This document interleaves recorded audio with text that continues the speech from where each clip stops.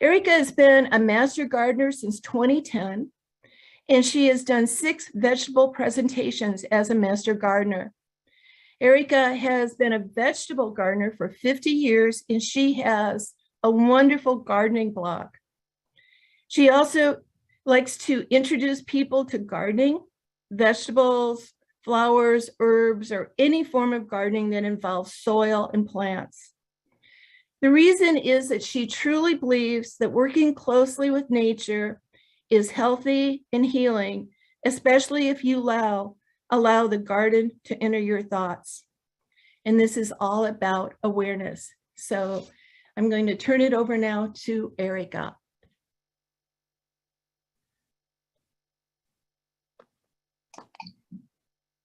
Share screen? Yes. Okay, and then here? Yep.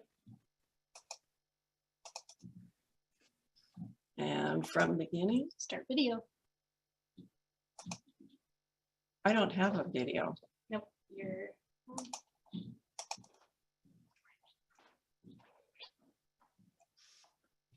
This is Lily helping me.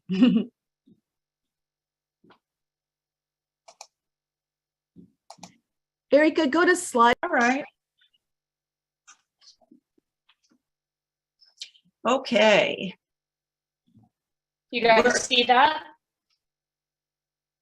Or can you just see the video of her? It looks good, guys. We've got it. It's great. Thank you. Can I get my video off there? I don't know how. Okay. Oh. But that's also the, okay. Put it down. Sorry, everyone. We're just trying to figure this out.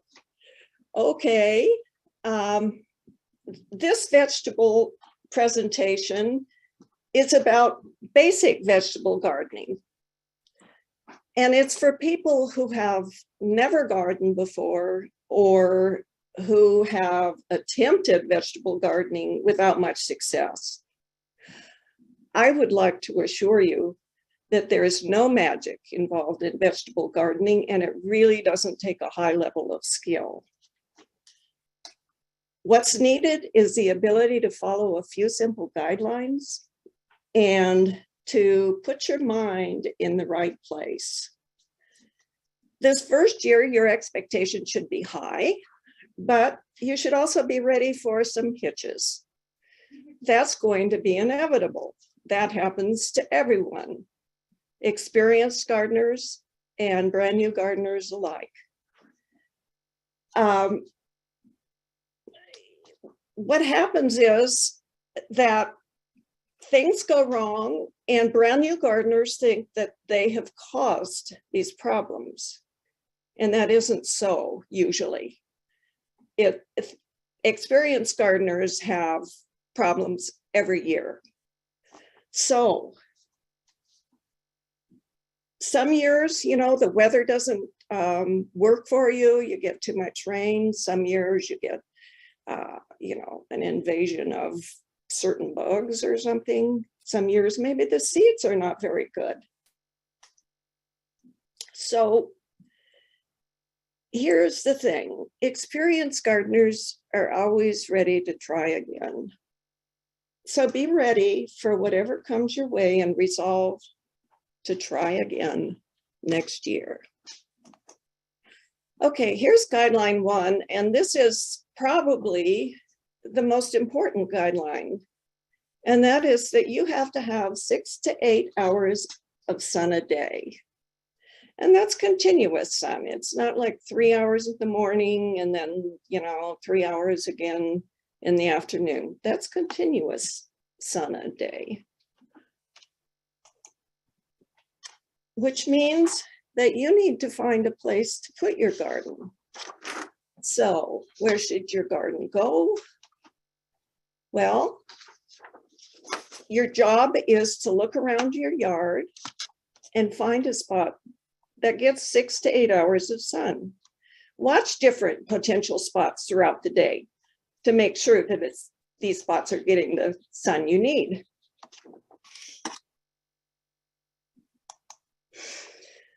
Here's a couple of ideas. You can see that, let's assume that both of these spots get the 6 to 8 hours of sun they need. But they're also getting additional help by being up near to buildings. And in this case, both the buildings are light colored. And so the sun hits those and sort of bounces back to your garden, and it also collects heat. And so your vegetables are getting that additional help. And the other thing is that they're going to be kind of protected in that area.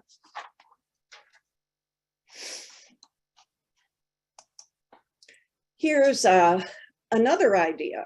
This is a masonry wall. Now this could be a cottage block, building block, or stone. This type of material soaks in heat all day long and then gives it off into the night. So your garden gets that additional heat.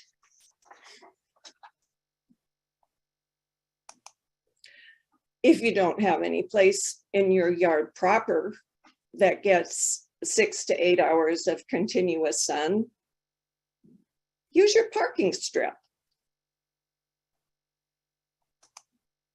or your front yard. Now, this couple has a beautiful garden in their front yard, but you don't need to use your whole front yard, just use some piece of it. Vegetables are pretty. Vegetables are decorative. So consider that. Okay.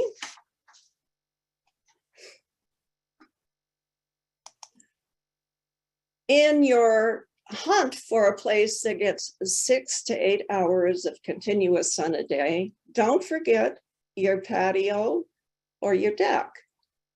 You can do container gardening there. What's a container? A container is anything that can hold 12 inches of soil and has drainage holes in the bottom, which you can put there. So anything that's deep enough to hold 12 inches of soil and has draining holes is a garden container. Additional considerations to locate your, additional considerations are to locate your garden spot to a water source. So make sure that you have available water. Another thing is that low spots in your yard are collection points for cool air and also for water. So best not to try to use a cool, a low spot, even if it is the sunniest spot in your yard.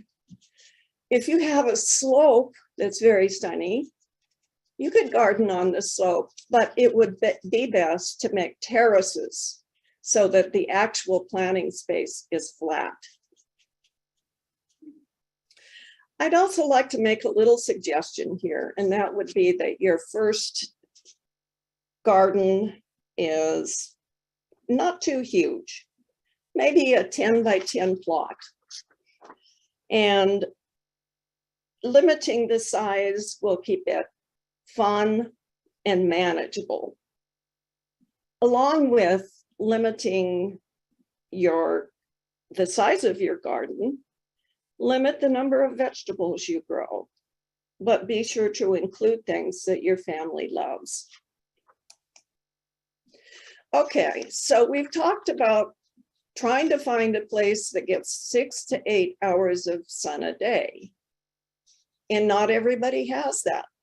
But sometimes you have a place that gets 4 hours of sun. Here's a really nice comprehensive list of vegetables that only need 4 hours of sun a day. And I think you could have a very nice garden just using these vegetables. Now, you don't need to try to copy these down because you're going to get a copy of this program. So we don't need to go through it, but just be aware that that's a possibility.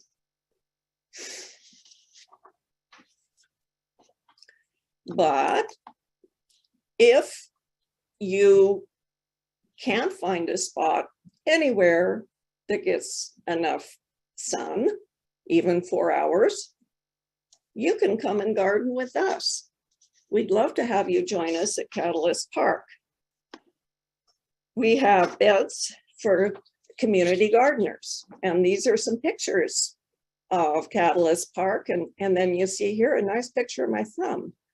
So I'm going to show you a couple of pictures of Catalyst Park, and look at our beautiful tomatoes that we had last year, just heaps of them. Okay, more pictures of Catalyst Park. And right here in the front, the upper left, you can see a garden box. I'm going to show you a garden box in a minute, but I just want you to know that's a community garden box right there. This is a picture of the whole garden taken from above. And then I'm really very proud of this lower right hand picture. This was produce that we picked in one morning at Catalyst. And this produce goes to Saints Pantry, a food bank in town. And this year, we gave the food bank 2,500 pounds of fresh, beautiful vegetables. Here we are at the community beds. We have garden boxes in several different sizes. We have 4x8s, 4x12s, and then this year we added stock tanks.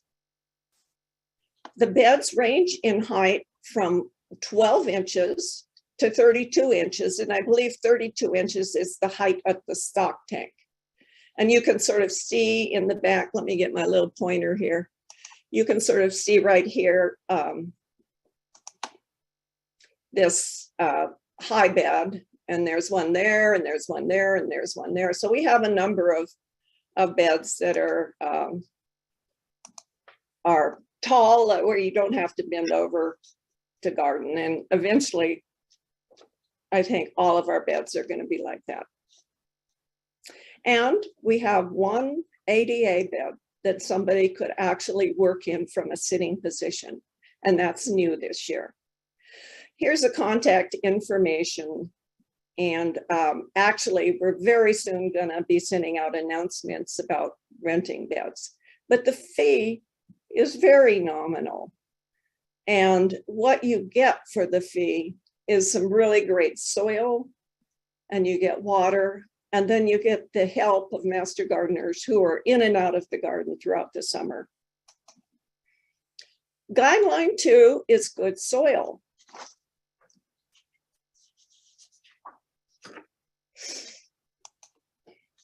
There's so many choices. It's pretty confusing when you go to the, to different stores in town. You see bags and bags and bags of different kinds of products. There's garden soils and potting mixes and all sorts of stuff.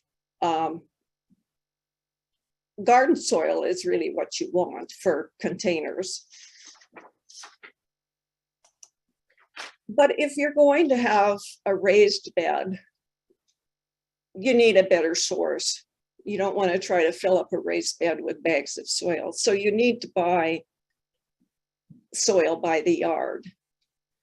And the soil that you want is called garden soil or garden mix. And as I said, it's sold by the yard.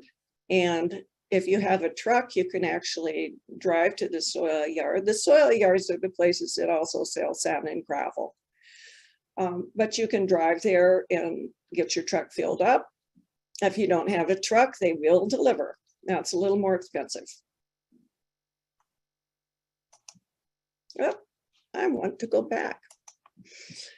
Many of the native soils in Mason County and the adjacent area are full of rocks and sand and very little or too much clay.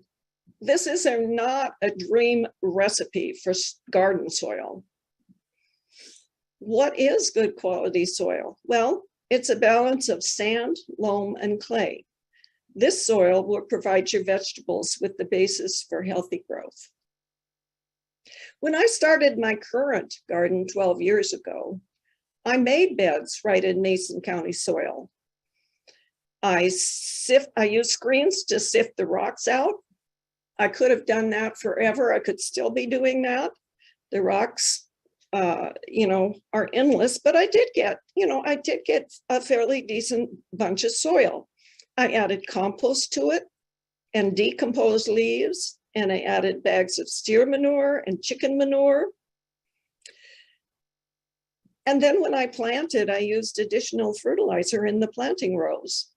My garden rewarded my hard work, and I had lots of great vegetables. Since then, I've enlarged my garden and added 3 large raised beds. For these, I bought soil. And then I added some of this to my in-ground garden beds too. Every year, I collect leaves from the many deciduous trees in my yard, and I cover all my beds with them in the fall. And then in the spring, I turn that in and add manures and fertilizers. I'd like to give you a little side note on using manures. Chicken, cow, horse, goat, rabbit, llama, and alpaca are all good to use in your garden. However, chicken, cow, and horse manure have to be composted. And probably for about a year before you put it on your garden. And then it's safe. If you put it on fresh, it will burn your vegetables. It'll actually harm them. Goat, rabbit, llama, and alpaca, those guys that produce little pellets, that manure can be used right away. And it won't hurt your plants at all. It'll help them.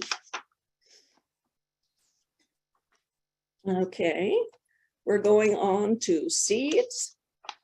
This is guideline number 3, that you have to have good seeds.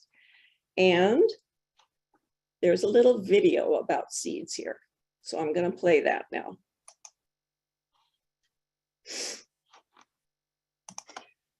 To successfully grow things, you need to know your climate. Climate determines what will grow in an area. We are in climate zone 8, a moderate climate that doesn't get too hot in the summer or too cold in the winter. Generally speaking, when you buy seeds locally, they will be varieties that grow well in our climate. But if you're buying from a national seed company, then you need to be aware that they will show vegetables and fruits that really don't do well here. We can grow melons, we can grow okra, we can grow cantaloupe, but honestly, they don't thrive here. What we do grow really well is lettuce and carrots and beets and cabbage and many, many other vegetables. I thought you should know some of the things that you can find out from seed packets and why I sort of stress that it's a good idea to read them. First of all, let's start off with the fact that they'll tell you what year the seed was packed, and these are fresh, they're for 2022. They'll tell you whether the seed is organic, you can see that symbol there, and then also whether it is non-GMO or genetically modified. So you can see that these seeds haven't been genetically modified and they're organic. One of the things that you get is a verbal description.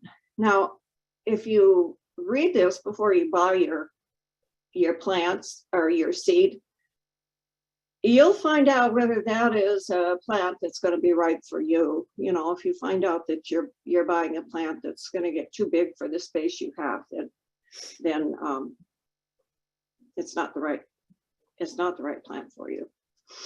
But probably most importantly, you're going to get information on how to plant the seed. And here, it tells you to, let's find a better one here.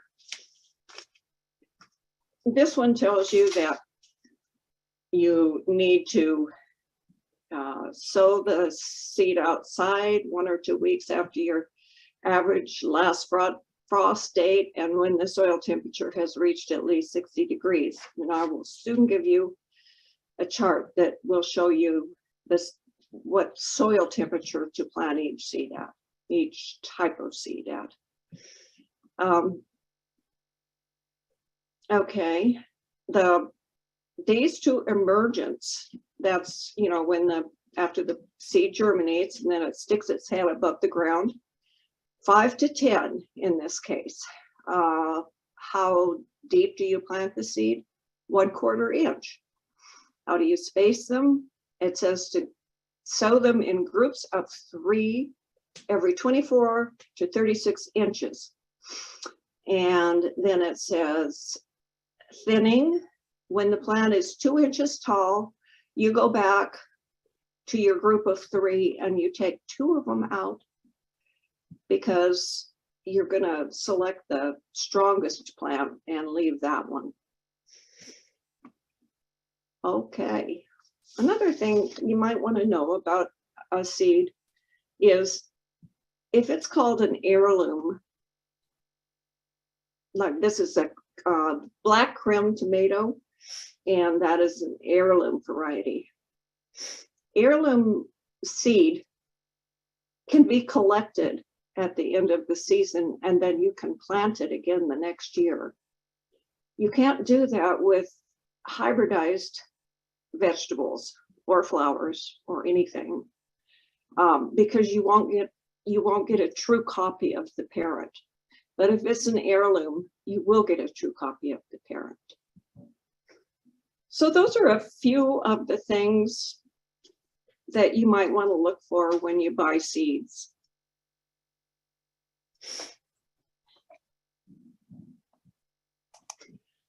To successful, we're going back. Here we go.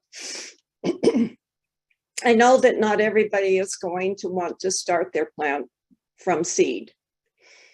And I know you have all seen grocery stores and nurseries and all sorts of places offering trays and trays of garden seed, of garden plants. And this is a perfectly fine way to do it. And it's maybe for your first garden, maybe it's the best way to do it because you don't have to worry about your seed germinating. You need to look for healthy plants. And here we have a tomato plant, and it looks to me, this is a really nice little tomato plant. You're not going to look for the tallest potato plant or tomato plant. You're going to look for the stoutest, healthiest looking one. Notice the stem. The stem is kind of thick. It's not spindly. If the plant has a tinge of purple on it, on the leaves, that often means that the plant has been exposed to cold.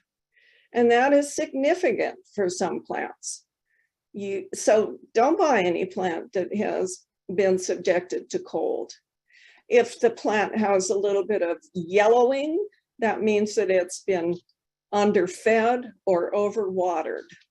So, and of course, don't buy anything that has insects on it. The advantages, of course, of using plant starts are that you're going to be putting a fairly established plant into your garden. And so you don't have to wonder whether your seeds are going to germinate or not. The advantages of starting from seed are that you will have a much greater variety of vegetables to choose from. There might be 12 different varieties of cucumbers to choose from. There might be 20 different varieties of tomatoes to choose from. So greater variety. And then, of course, seeds are cheaper.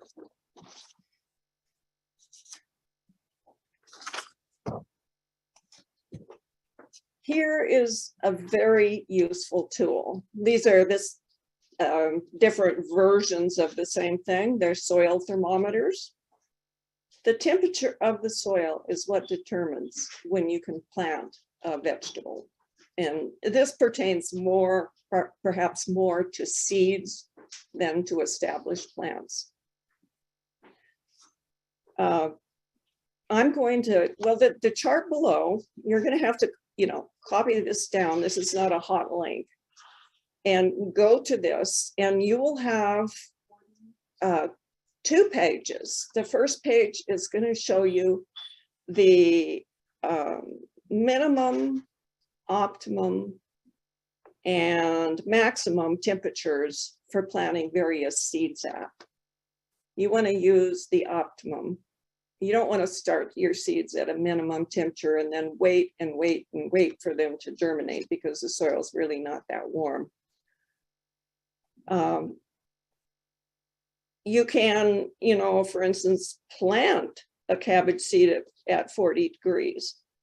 But the problem is it will take it a long, long time to germinate at that temperature. So just wait for the soil to warm up. You're not going to lose anything by waiting, any time by waiting. If you start a seed when the soil's too cold, it'll grow very slowly.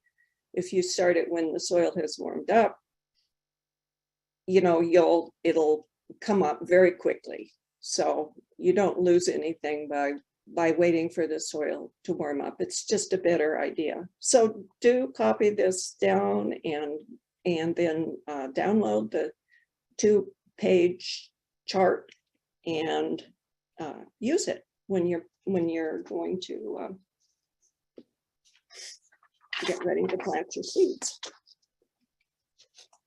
And then here's just a little tip. You can see on the left, this is soil that this person has picked up and squeezed into a ball. If you can do that with your soil, the soil is too wet. You want the soil to look like it does on the right, kind of crumbly. Then the soil is ready to work. You don't want to work wet soil because it destroys the structure of the soil. So just wait until the soil has dried out a bit before you work it.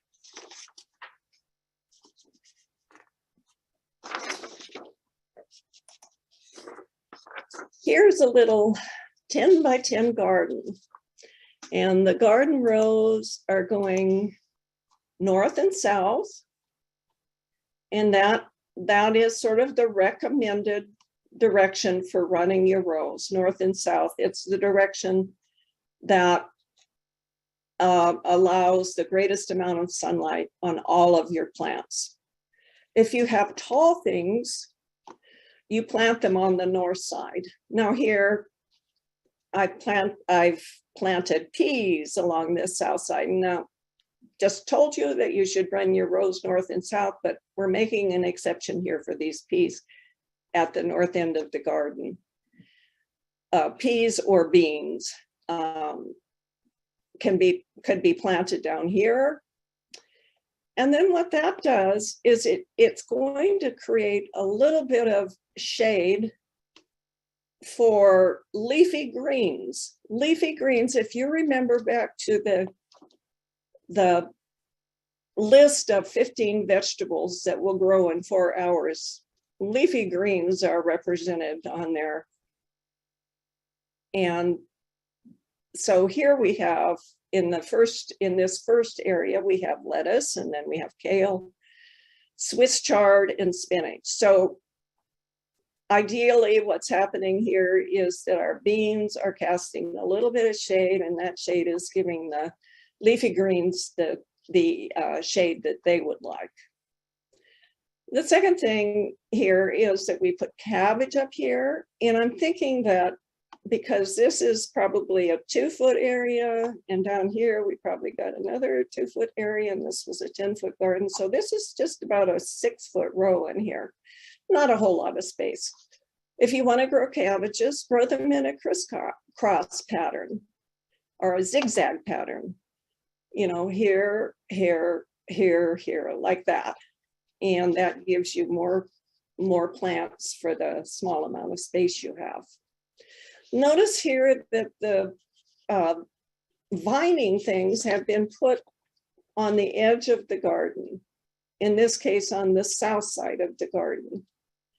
And that's because we want to give them room to grow out of the garden, maybe into your lawn or whatever you have outside your garden. Now, there's no magic about this south side. This, you could put these same vegetables, these same vining plants on the east side or the west side. It wouldn't matter. The idea is if you have a space where these vining plants can grow out into the yard, that's a good thing because they really can take up quite a bit of space. Here we have a row of carrots, and then beets, and then onions and radishes, and down here tomatoes. A word about onions. Onions are, you don't generally, there are seed onions, but what you want is called onion sets. They're like tiny little onions, and that's what you plant. They also come in a different form. They come in a little bundle that looks like a little grass bundle with little white stems on it, and you can use either one of these, but I prefer the little onion, the onion sets. I don't know, just better luck with those. So that's how you plant onions. Now there is no magic about the things that I've chosen to plant here. You could, if you want different vegetables, plant different vegetables. I'm just trying to give you an example of a nice little garden that would produce a lot of food in just 10 by 10 space. Down here, I have the tomatoes, and I think in 6 feet, I think 3 tomatoes, especially if they're going to be the large indeterminate type tomatoes, that's plenty for that space. So that's a little bit of information about how you might lay your garden out. Okay. And now we have a little planting video. And this is actually about lettuce and carrot seeds, which are very tiny. As you can see, they're in my hand. They're just little bitty seeds, and they're hard to plant. So, go. Today, I'm going to plant a row of lettuce behind this lettuce that I've planted about a month ago. And then I'm going to plant a row of carrots. And both of these seeds are very tiny. And they're a little bit difficult to plant because they don't really go in the ground. It's almost like they just go on the ground. But what I do, especially with these seeds, is to wet the soil down first. So I like to work with the soil wet. And that way,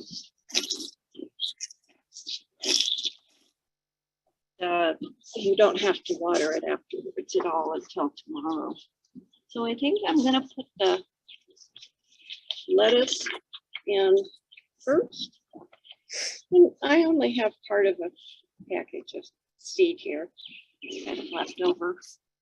So what I'm going to do is just, I'm going to kind of make a little divot here so that I know where I'm planting. And I'll try not to step on the other plants that are behind me. And this is where I'm going to plant them. And then I'm going to take the seeds and I'm just going to sprinkle them like this. And they're going to be way too thick. And that's just about the only way to plant a carrot seed because they're so little. Okay, so I think I'm going to get the whole row here.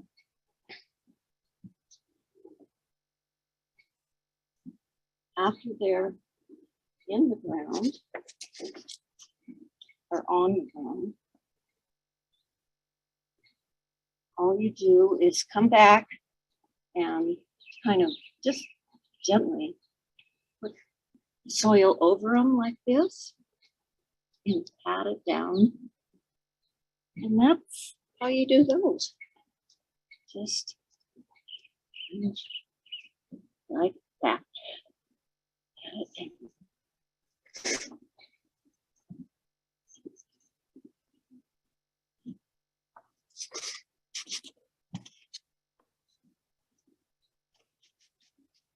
Okay. So that is a room of lettuce. Now I have some carrot seed, and you'll see that the carrot seed is also just tiny.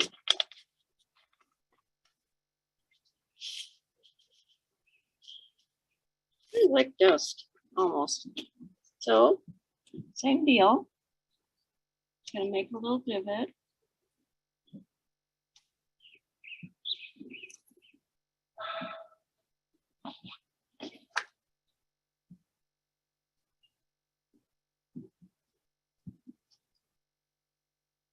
And then sprinkle the seed.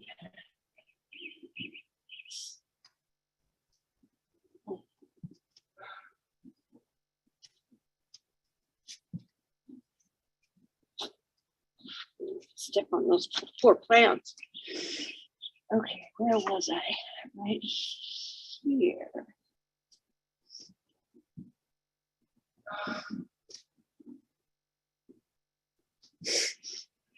And same thing, just kind of put a little soil over them and then pat it down.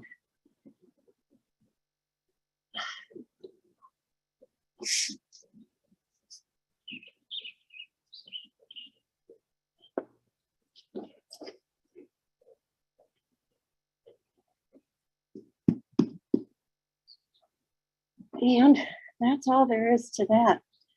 And they'll come up too thick and they'll have to be thinned. And with the lettuce seed, you will be able to remove lettuce plants by the root and replant them somewhere else if that's what you want to do. You can't do that with carrots. You can't transplant them. So you just have to pull them out.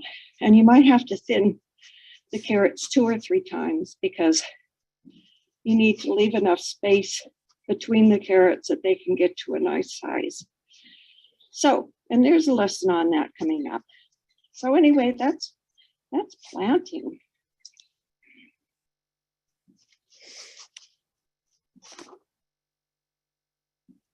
Today, I'm going to plant a roof.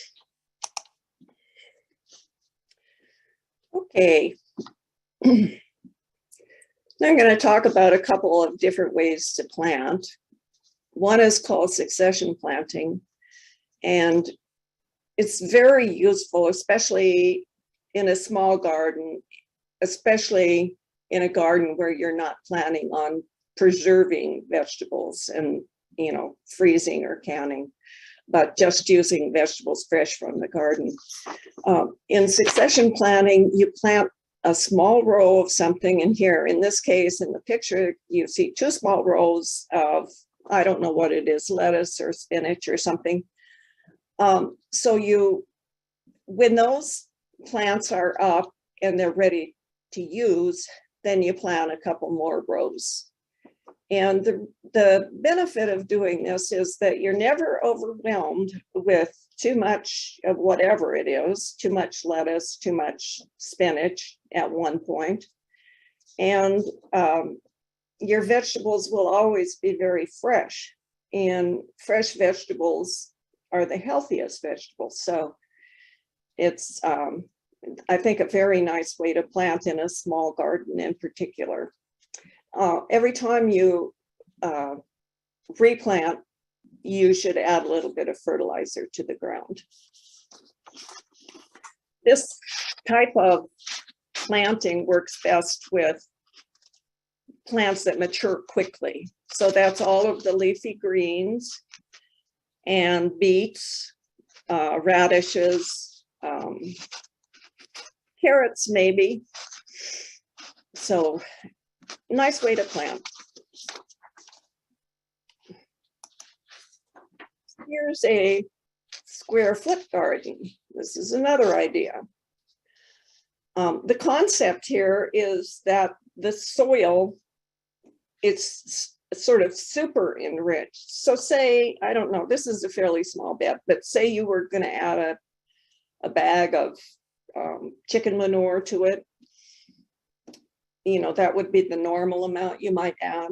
In this type of bed, you would add even more, maybe add a bag and a half. Okay, you know, then work that into the soil and then put the grid, the grid that divides the space into 1 foot squares. And then because you have super enriched the soil, you can plant each square very thickly. And you put one type of vegetable in each square. And this is a way of getting a lot of produce out of a small area.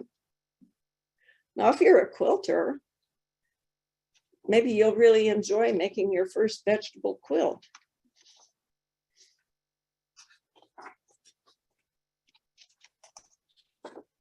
Here's a picture of some carrots that need thinning on the left.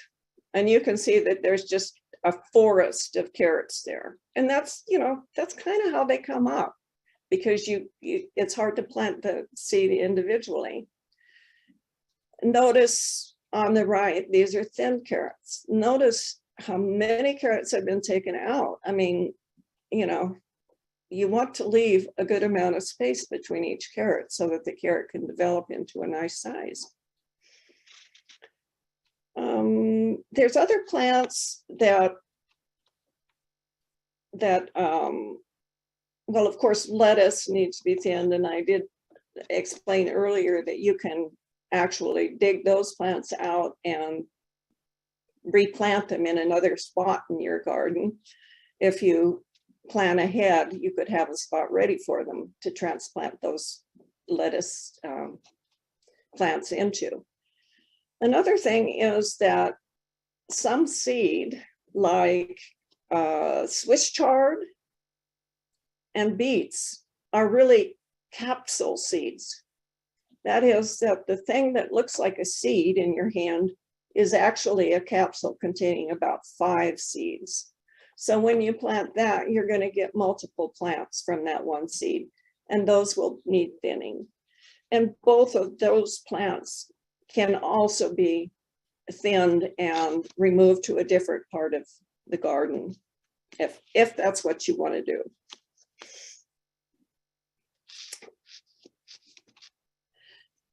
Okay, you just remove plants until the spacing is correct, and you can check your garden seed packet to see what the recommended spacing between the plants is.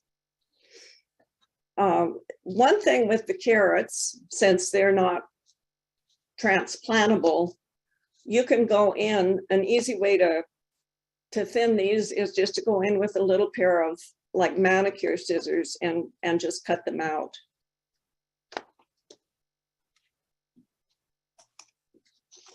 Okay. You're gonna have pests. That's inevitable. We all know about slugs in the Northwest, but they're really not that hard to control. One method is to get up in the morning, put on a pair of gloves, grab a bucket of soapy water, and go out and pick the slugs off of things. And be sure to check for, I mean, I think that it's the very young slugs that do the most damage because you don't see them, and they get away with murder.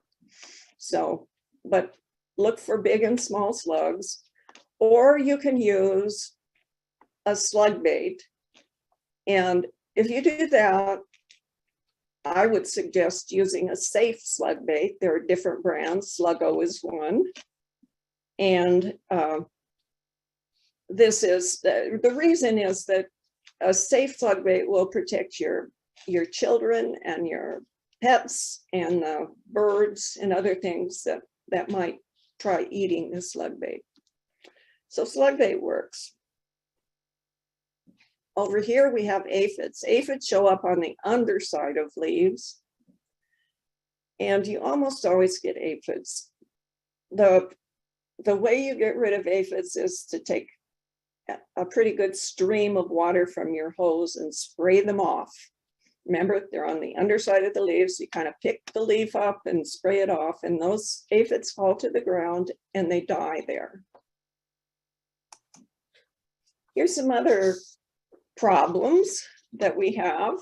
You know, that beautiful white butterfly that you see flying around in your garden and in your yard is called a cabbage butterfly. And the cabbage butterfly as a butterfly is actually a pollinator. So you can't say that they're just evil or bad.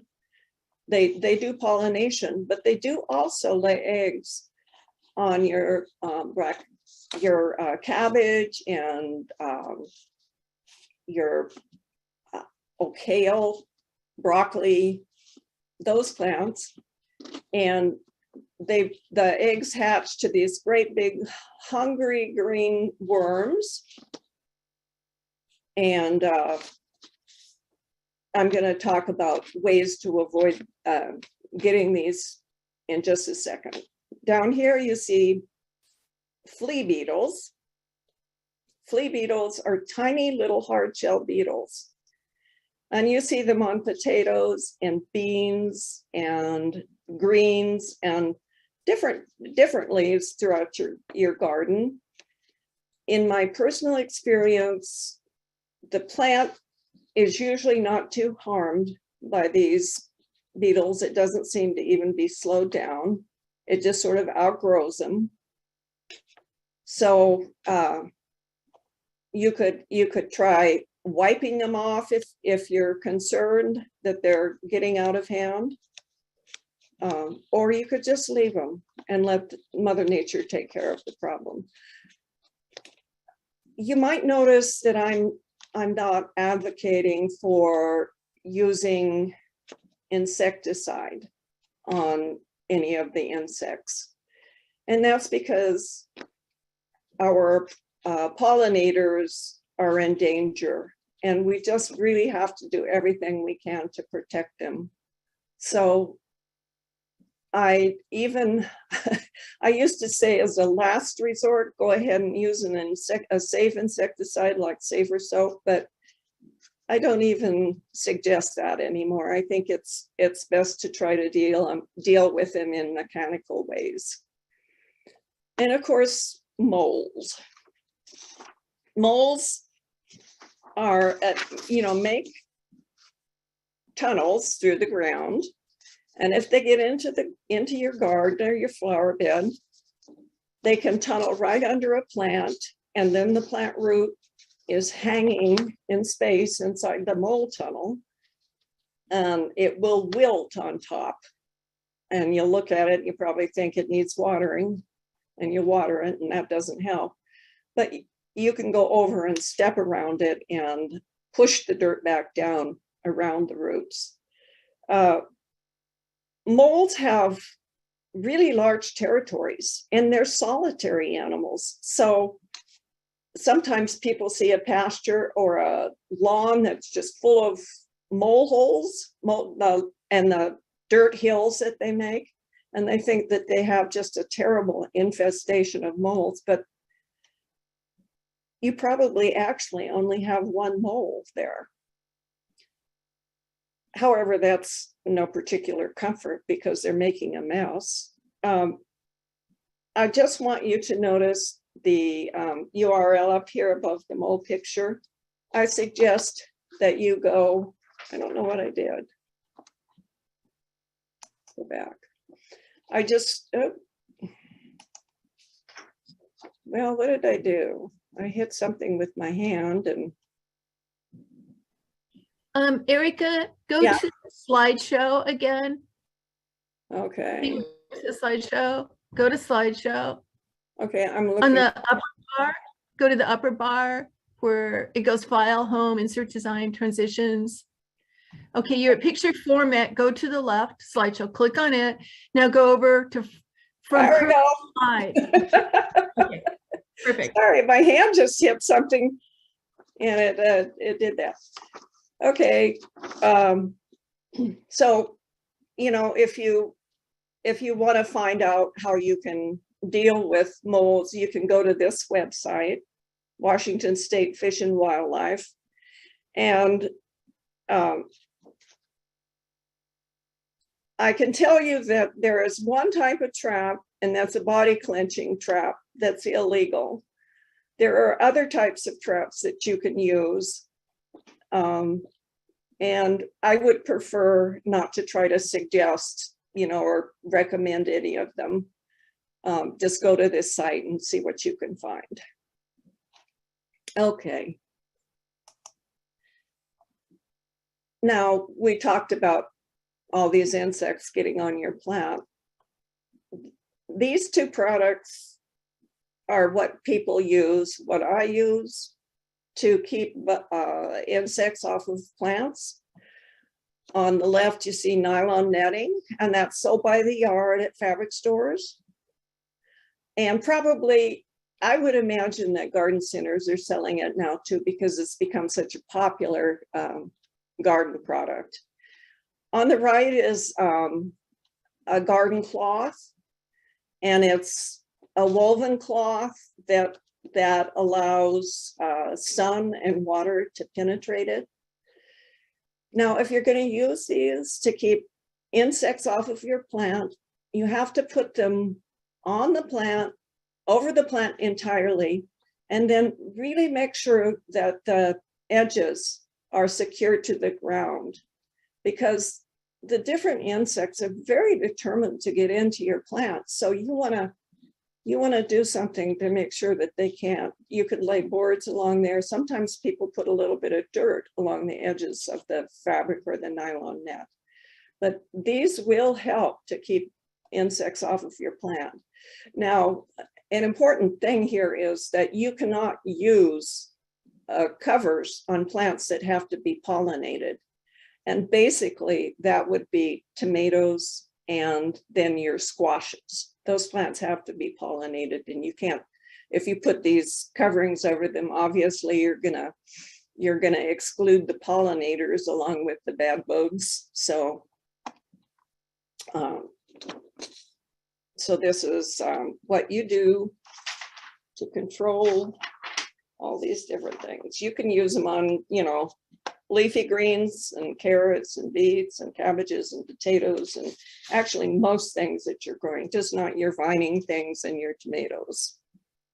Now we're going to look at some of the beneficials.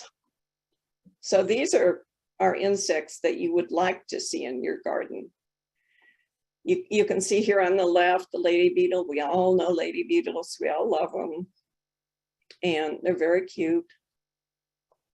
Here's the lady beetle larva. Looks like a little dinosaur. And both of these are good. The larva probably does more eating of bad bugs or soft-bodied insects like aphid than the lady beetle does. You know, those big black beetles that you see on the ground, those are good. Don't try to get rid of them. They're good guys. Other beneficials, spiders. Spiders are wonderful in your garden. We're all afraid of spiders. We don't want them on us, but on your plants, they do good work. So leave spiders. Birds. Birds can be very active. I could see a bird wanting one of those big green caterpillars. That would be like a feast for the little bird. Here's a hoverfly, and here's a rove beetle. there are many more, but I just wanted to show you a few of the insects that help us out in the garden. Here's somebody who really doesn't help us out in the garden too much. And I wish I knew a magic way to keep deer away from a garden. You know, and there have been lots and lots of ideas, you know, hang a bar of very strongly scented soap from a tree. I don't think any of these things really work or work for long. What you need to do is to have a 6 to 8 foot fence. Maybe if you have an aggressive and loud dog, you could keep the deer away, but the gold standard is to have a fence around your garden. And I'm sorry to say that because I know that that's an expense and you're just starting your career as a gardener, but you know, this will be a necessary expense.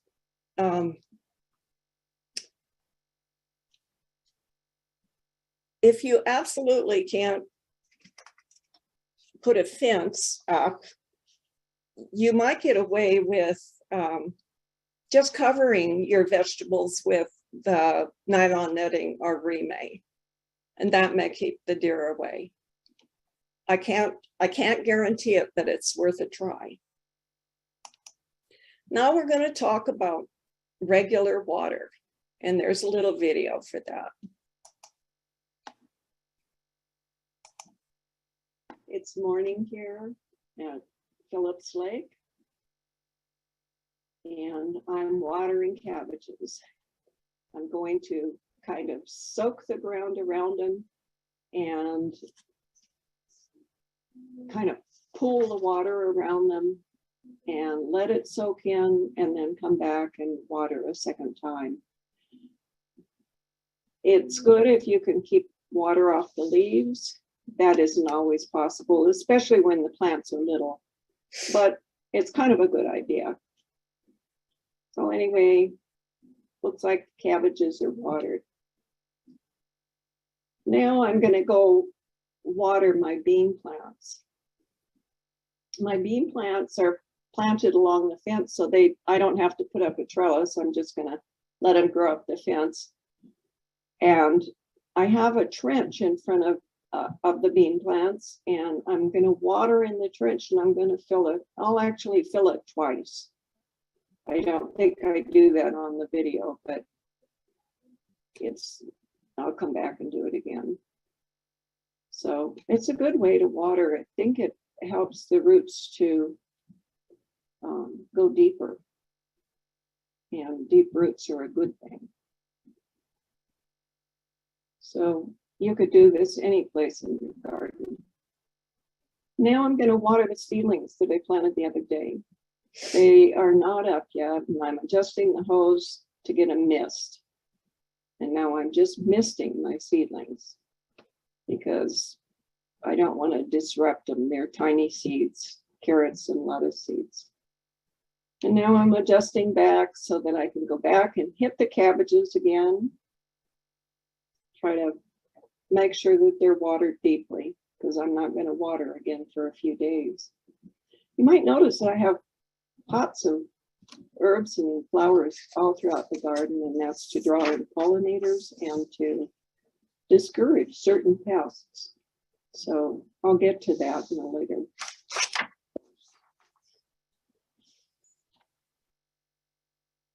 So now I'm putting out a drip hose. I cannot efficiently use a drip hose in my garden because I garden on a lot that's across the street from where I live, and there's no well on this lot. So I have to drag a hose across the street in order to water. I do use it on the raspberries though, and so I'm putting it around the raspberries, and I can do this, turn the water on in the evening and just let it go, and there won't be that much traffic. Here we are, we're getting ready to test the soil to see how deep the water went. Now here's a dry hole. You know, the top looked wet, but it was dry underneath. Here's where I watered more deeply. It's nice and damp. That's all for now. Thanks for watching.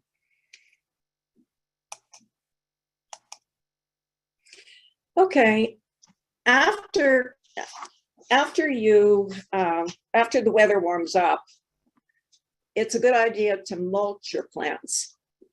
Mulching is, you know, just putting material around each plant. It could be straw or untreated, you know, grass clippings. It could be shredded newspaper. There's lots of different things that you could use as mulch. I usually like to wait until the ground is warmed up and then mulch. It will help to hold moisture in the soil. When it gets really hot, it'll help to keep the roots cooler, and it helps to keep weeds away. Now, one thing about putting mulch down is that it will attract slugs. So be sure to put slug bait underneath it before you put it down.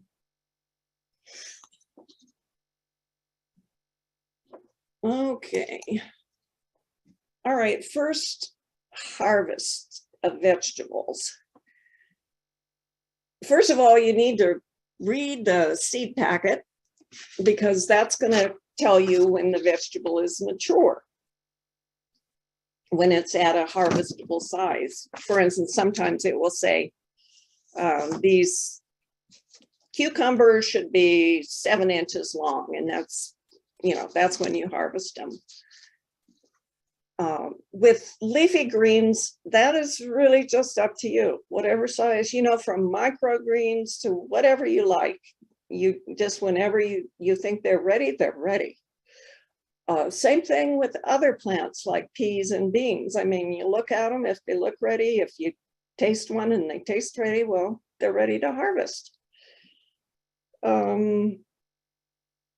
So a lot of this is kind of your judgment call.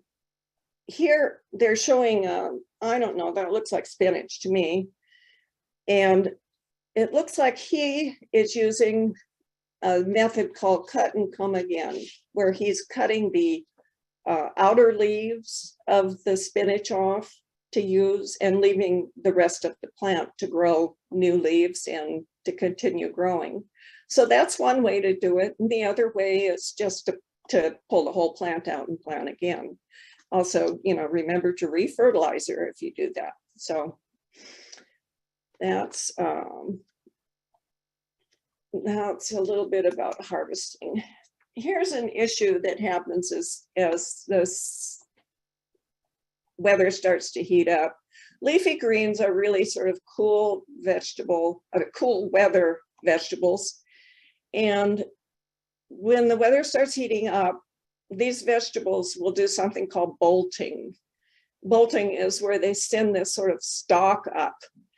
What they're doing is they're just trying to complete their life cycle. So they send this stalk up, and at the top of the stalk, eventually there'll be flowers there, and then the flowers produce seed. So it's just this vegetable saying, I'm done for the year. And I'm going to make seed now, and then I'm going to die. We've tried cutting the stalks off to see if we could get a little more use out of the lettuce or spinach or whatever, but it really doesn't work. Once a plant starts bolting, it seems to want to bolt, and that's that. A better solution would be to find a cooler spot in your yard and just replant. Or wait until the end of summer when the weather's cooling down and put in another crop at that point.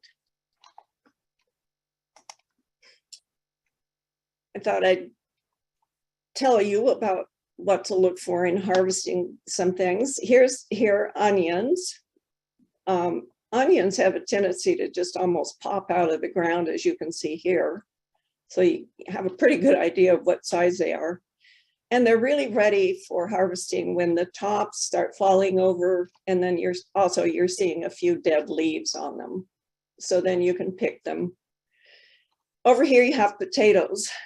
Potatoes are ready when the tops die and are brown. You can dig potatoes in. Here we have squash and pumpkin. The way you determine that they're ready is that you can see that the leaves are starting to die and that the stem that's holding the fruit is hard and kind of dry. And then if you stick your thumbnail down into the flesh of, or the skin of the vegetable, you should be able to dent it. So that's how you tell with those vegetables. You've done a lot of work to make your garden soil, you know, to improve your garden soil and make it healthy. So you need to protect it, and you protect it by putting something over it throughout the winter. And that can be a live crop like fava beans or clover, or it can be, just jumped ahead, I'm gonna go back. Or it can be, you know, here we have straw, or you could use black plastic for that matter. You just wanna cover them because the rain, you know how we get rain in the winter, the rain leaches the nutrients out of the soil. So you wanna really protect your soil. And another little word on that is that soil, because vegetables are heavy users of nutrients in the soil, much more so than flowers and shrubs, you really have to improve your soil every year. I always, you know, I use leaves and turn them in. You could turn this straw in and then use manures and compost and fertilizer.